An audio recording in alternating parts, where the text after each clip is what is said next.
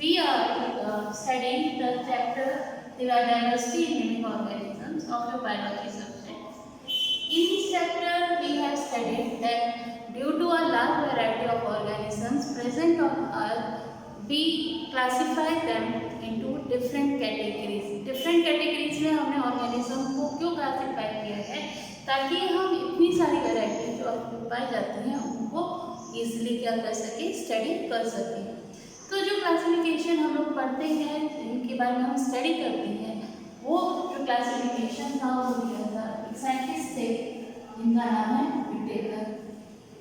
Whittaker ने जो classification organisms का प्रपोज किया, उसमें उन्होंने बताया कि जितने भी ऑर्गेनिजम्स हैं उनको हम क्या करेंगे, 5 किंगडम्स में क्या करेंगे, क्लासिफाई करेंगे। तो पांच जो किंगडम्स उन्होंने प्रपोज किए थे वो कौन कौन से थे? Monera, second is Protista, third is Fungi, fourth is Plantae and fifth is Animalia. इन 5 किंगडम में से जो पहले की किंगडम है Monera, Protista and Fungi, they are very simple organisms. ये क्या होते हैं, ज़्यादातर क्या है, मोनेरा और Protista they are unicellular organism, यानी इनकी बॉडी एक सेल की बनी होती है। And the simplest organism is Monera, जिसमें क्या है, जिनकी जो सेल होती है वो कैसी होती है, प्रोकैरियोटिक होती है। प्रोकैरियोटिक सेल के बने होते हैं, प्लस इनकी बॉडी कैसी होती है, यूनिसेलुलर होती है। बात करें हम प्रोटिस्टा की, तो ये कैसे होते हैं, ये यूकैरियोट्स होते हैं, यानी यूकैरियोटिक सेल्स में पाई जाती हैं, और ये भी कैसे होते हैं, यूनिसेलुलर होते हैं। प्रोटिस्टा में फंजाई में क्या होता है, ये भी यूकैरियोटिक होते हैं, बट मैक्सिमम जो ऑर्गेनिज्म है वो कैसे होते हैं, मल्टी सेलुलर होते हैं, लेकिन कुछ जो होते हैं वो यूनिसेलुलर भी होते हैं। और इनमें जो न्यूट्रिशन होता है वो साइटोपेटिक होता है या हेट्रोट्रोफिक ट्रॉफ टाइप का जो है मोड ऑफ न्यूट्रिशन पाया जाता है इसमें, फंजाई में। नाउ हम लोग प्रीवियस लेक्चर में इन किंगडम्स के बारे में बात कर चुके थे। नेक्स्ट जो हमें स्टडी करना था वो था प्लांटी और एनिमेलिया। वर्ड से ही हमें मतलब समझ में आता है कि प्लांटिंग मीन्स हमें किसके बारे में बात करनी है, प्लांट्स के बारे में, और एनिमेलिया मीन्स एनिमेलिया वर्ड से बना है एनिमल्स।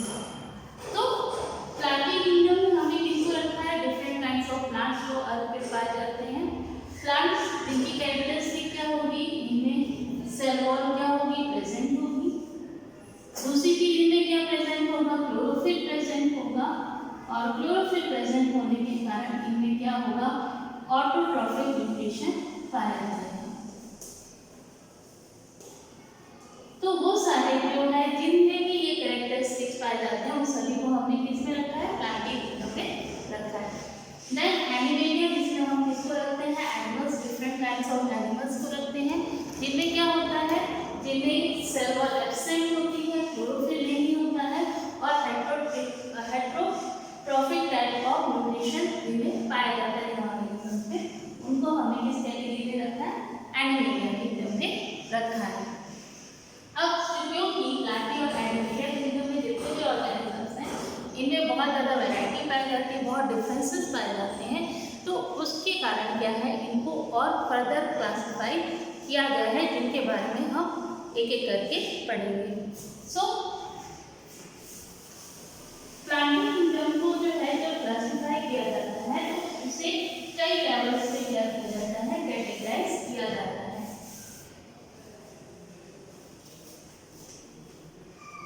जो डिफरेंट ऑर्गेनिज्म जिनको हमने प्लांटी किंगडम में रखा है या प्लांट्स की कैटेगरी में रखा है, उनको कई लेवल्स पे हम क्लासिफाई करते हैं।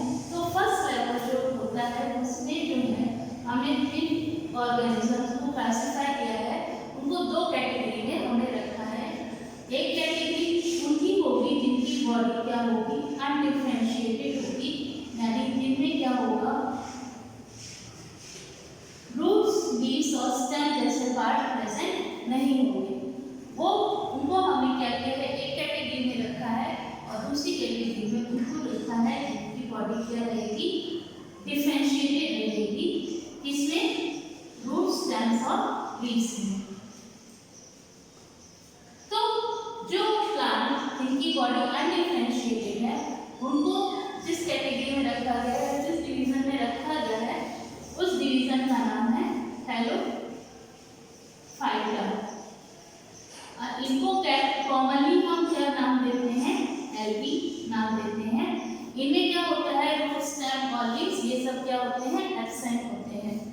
इसका एग्जाम्पल है आपका spirogyra,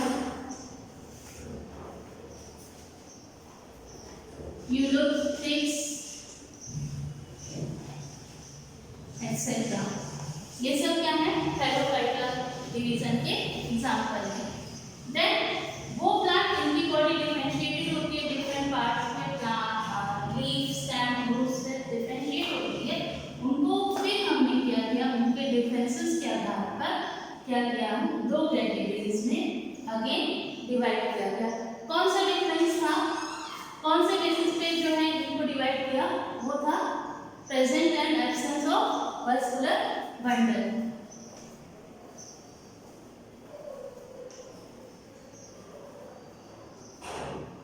In some plants, the vascular bundle will be absent, and in some plants, vascular bundle will be present.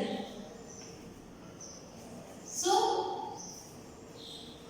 what is vascular bundle? Vascular bundle is specialized kind of tissue through which conduction of different substances occurs in the body of plant.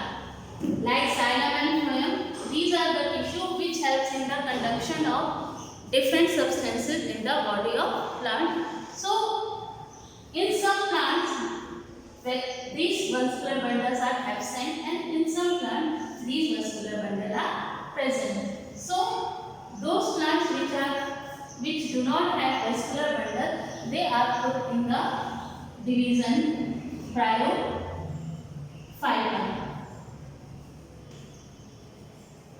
They do have plants, they do have leaves, roots and stem-like structure, but they do not have vascular bundle.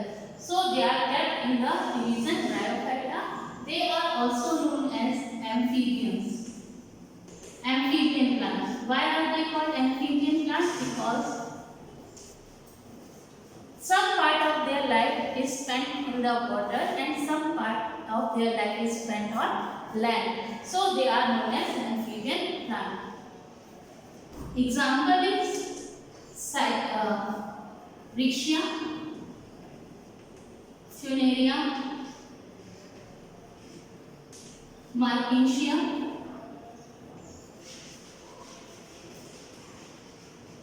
these are the example of Bryophyta. Next, the category of those plants which do have vascular bundle. They are again categorized into two divisions. First division is of those plants which do not have seeds. In some plants, seeds are not developed, and in some plants, the seeds are present or seeds are developed.